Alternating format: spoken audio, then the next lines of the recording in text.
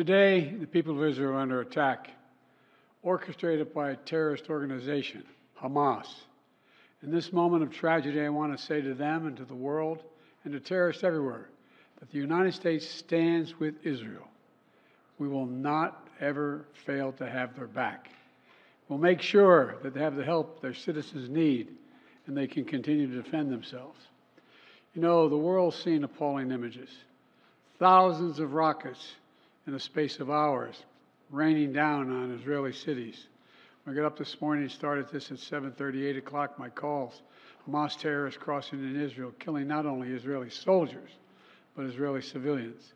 In the street, in their homes, innocent people murdered, wounded, entire families taken hostage by Hamas. Just days after Israel marked the holiest of days in the Jewish calendar. It's unconscionable. You know, when I spoke with Prime Minister Netanyahu this morning, I told him the United States stands with the people of Israel in the face of these terrorist assaults. Israel has the right to defend itself and its people, full stop. There's never justification for terrorist attacks. And my administration's support for Israel's security is rock solid and unwavering. Let me say this as clearly as I can. This is not a moment for any party hostile to Israel to exploit these attacks to seek advantage. The world is watching.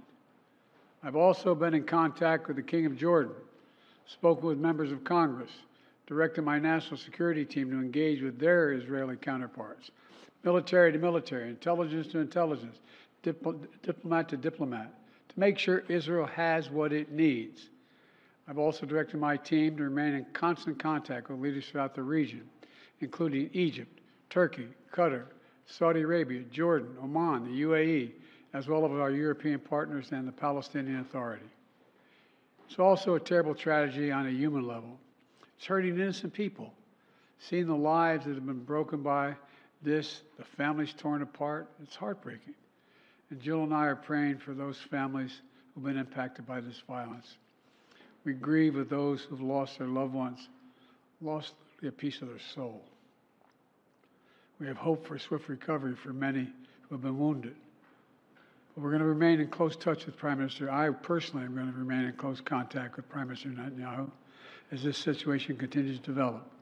And let there be no mistake, the United States stands with the state of Israel, just as we have from the moment the United States became the first nation to recognize Israel 11 minutes after its founding 75 years ago. Thank you very much. Mr. President,